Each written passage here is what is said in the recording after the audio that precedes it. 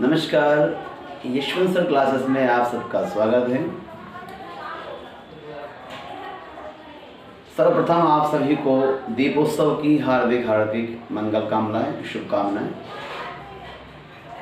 हम आज यहाँ पर कक्षा 10वीं की हिंदी की एक छोटी सी कहानी पढ़ने जा रहे हैं। आधुनिक युग में प्रमुख लेखिका हुई, कहानीकार हुई मन्नू भंडारी। मन्नू भंडारी बहुमुखी प्रतिभा की धनी साहित्यकार रही हैं।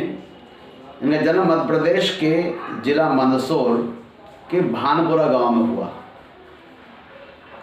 1931 में जन्मी मन्नू भंडारी आधुनिक युग में एक नवीन गद्यकार के रूप में उभर कर सामने आती हैं। उनकी यह कहानी भी, इस कहानी का नाम है एक कहानी यह भी। एक पारिवारिक कहानी के ऊपर लिखी हुई घटना है पूरी, किस प्रकार से एक परिवार में सामंजस्य स्थापित करने पर प्रेम भाव स्वतः ही बढ़ जाता है। तो हम यहाँ चर्चा करने जा रहे हैं इस कहानी की, एक कहानी यह भी। लेखिका ने अपने जीवन के उन संदर्भों को उजागर करने का प्रयत्न किया है जिन्होंने उनके व्यक्तित्व की रचना को प्रभावित किया। उनका जन्म मध्य प्रदेश के भानपुरा गांव में हुआ था। लेकिन उनकी यादों का क्रम राजस्थान के अजमेर शहर के ब्रह्मपुरी मोहल्ले के 2 मंजिला मकान से प्रारंभ होता है। मकान की ऊपरी मंजिल में उनके पिताजी किताबों अखबारों के बीच अव्यवस्थित ढंग से पढ़ने या डिक्टेशन देने में लगे रहते थे। नीचे के हिस्से में माँ तथा बच्चे रहते थे। इससे पहले लेखिका के पिता इंदौर में थे, जहाँ उनकी मजबूत आर्थिक स्थिति तथा प्रतिष्ठा थी। वहाँ से वे कांग्रेस से जुड़े थे तथा समाज सेवा के कार्य में लगे रहते थे। ये उनकी खुशहाली के दिन थे। मतलब हम यहाँ पर बात कर रहे हैं अभी एक कहानी यह भी। ये अपने आप में कहानी है, ये कहानी घर घर की है। हर एक व्यक्ति पे किस प्रकार से जीवन में चढ़ाव उतार आते हैं, कैसे वह उन दुखों सुख को पार करते हुए वापस सुख की ओर जाता है। हम जानते हैं कि जीवन में सुख और दुख तो चक्र की भांति होते हैं, ये सब चलते रहते हैं। एक बड़े आर्थिक झटके के कारण इंदौर छोड़कर अजमेर में आ बसने वाले उनके पिता ने बड़े हौसले से विषयवार अंग्रेजी हिंदी कोश तैयार किया।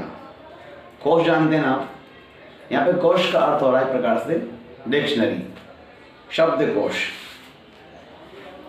इससे उन्हें यश तो मिला किंतु धन नहीं। देखिए, लेखक अपने जीवन में यश तो प्राप्त कर लेता, लेकिन धन उससे प्राप्त नहीं होता है। और जहाँ धन की चाह होती है पर वहाँ पर यश नहीं मिलता, जहाँ यश मिलता पर वहाँ धन नहीं मिलता है। ये लेखक की वास्तविक जिंदगी है, ऐसी ही होती है। उनकी सकारात्मकता घटती गई और वे क्रोधी, जिद्दी तथा शक्की होते गए। वे लेखिका की माँ पर अपना गुस्सा उतारने लगे। 5 भाई बहनों में लेखिका सबसे छोटी थी। उनका रंग काला था और बड़ी बहन सुशीला गौरी थी। पिताजी लेखिका को नीचा दिखाने के लिए उनकी तुलना बड़ी बहन से किया करते थे। इससे उत्पन्न हीन भावना से उन्हें विशेष बनने की प्रेरणा दी। वे लेखिका बन गई। कौन? मन्नू भंडारी।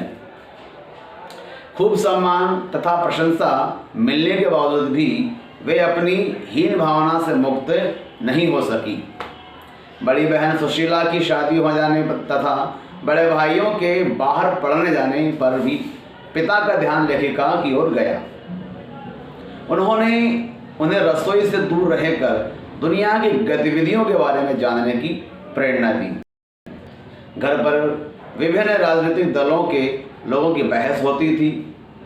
पिता उस बहस में लेखिका को बुलाते थे ताकि बच्ची भी जो है अपनी बातों को सीखे, रहन सहन सीखे, बातचीत का तरीका सीखे, बोलचाल सीखे, किस प्रकार से हमें दूसरों के सामने अपना व्यवहार करना चाहिए, तमाम बातें सिखाना चाहते थे। इससे उनमें देश प्रेम का अंकुर उत्पन्न हुआ। लेखिका की माँ बिना पढ़ी लिखी किंतु अत्यंत धैर्यवान तथा पति और बच्चों के प्रति समर्पित महिला थी।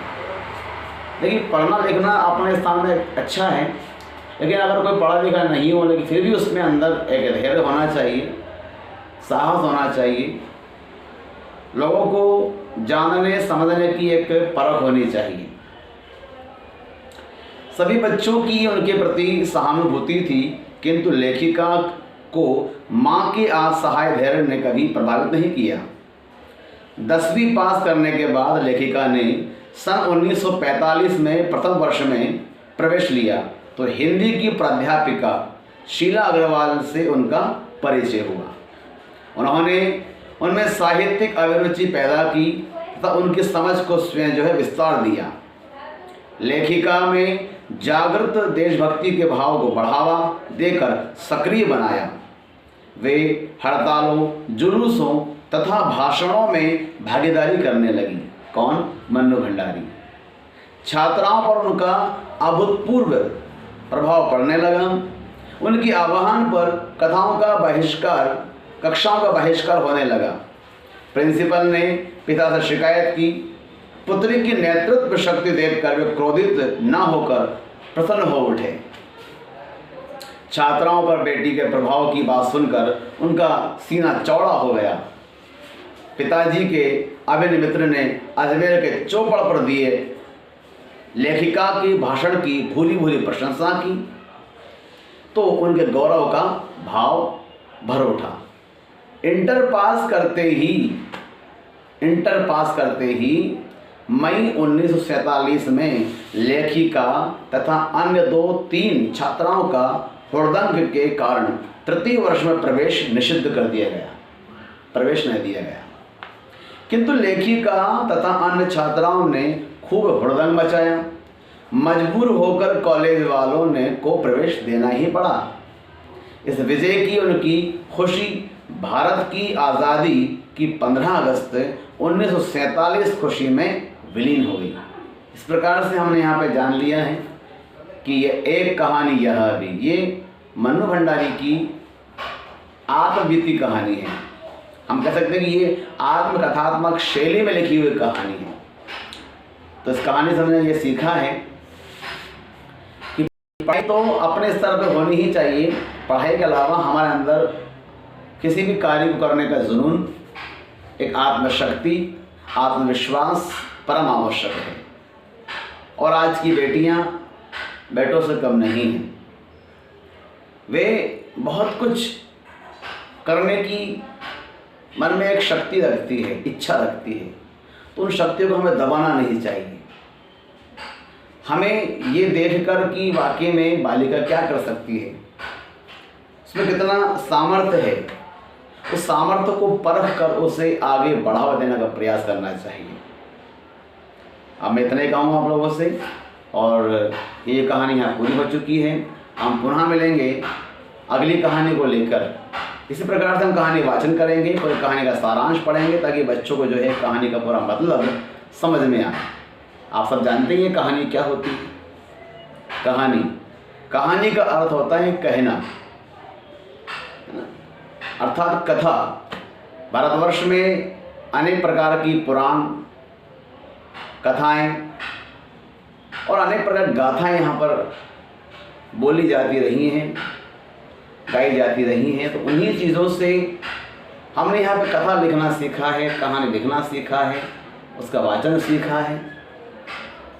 हम जानते हैं कि आधुनिक युग में जो कथा सम्राट है वो कौन कहे जाते हैं? वे मुंशी प्रेमचंद हैं, जिन्हें कथा सम्राट के नाम से जाना जाता है। साथ ही उनके उपन्यास हम सबको प्रभावित करते हैं। उनके उपन्यासों में, कथाओं में आदर्श उन्मुख यथार्थवाद मिलता है। इन्हीं कारणों से उनकी जो भाषा शैली है वह प्रतीकात्मक है, विवेचनात्मक है, भावात्मक है, और इसीलिए वे उपन्यास सम्राट भी कहे जाते हैं। बच्चों, इतना ही कहूँगा मैं आप लोगों से। हम पुनः मिलेंगे अगली कहानी को लेकर जल्दी ही। तब तक के लिए नमस्कार। आप सबने इतना समय निकाला सुनने के लिए, उसके लिए बहुत बहुत शुक्रिया।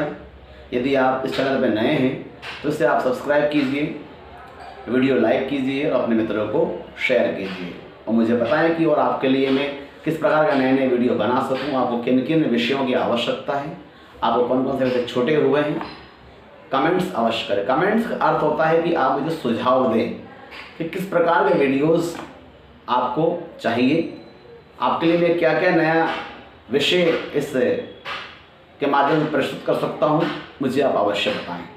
ठीक है, नमस्कार।